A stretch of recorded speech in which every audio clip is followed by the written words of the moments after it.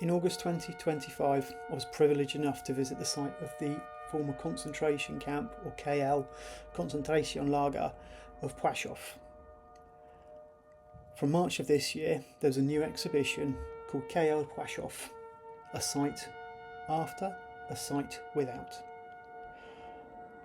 The Płazow camp was established by the Nazis in October 1942 on the southern outskirts of the beautiful and historic city of Kraków in southern Poland. Initially it was intended as a forced labour camp for Jews from the Kraków area and from other nearby places. The camp was built on the site of two former Jewish cemeteries, whose gravestones were desecrated and used during the camp's construction. By January 1944, Płazow was already officially designated as a concentration camp under the administration of the SS. Prisoners were forced into brutal labour, including working quarries and factories, producing goods for the German war effort. This is a concentration camp that's shown in the film Schindler's List.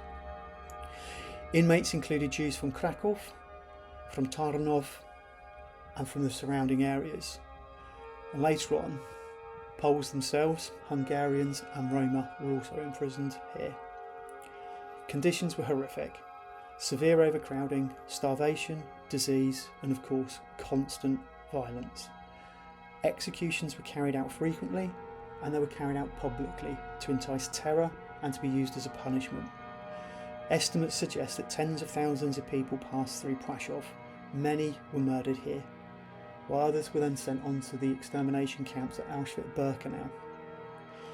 Amon Göth was the camp's most infamous commandant, an SS Hauptsturmführer from 1943 to September 1944, again shown in the film Schindler's List, shooting people from the balcony of the little grey house that we saw at the beginning of this video. Known for his extreme brutality, he was later captured and tried by a Polish court after the Second World War and hung not far from here in 1946. As the Soviet army approached in January 1945, the Germans began to liquidate the camp. Many prisoners were killed on site or forced on death marches. Others, again, were deported to Auschwitz, some 40 kilometres to the west from the site. After the war, the site was left almost barren. Mass graves were then later identified. So today, the camp is a constant, permanent memorial site, with a large stone monument which is known as the Memorial of the Torn Out Hearts, which was erected originally in 1964. Unlike the area of Auschwitz and Birkenau, Płazow was not preserved as a museum.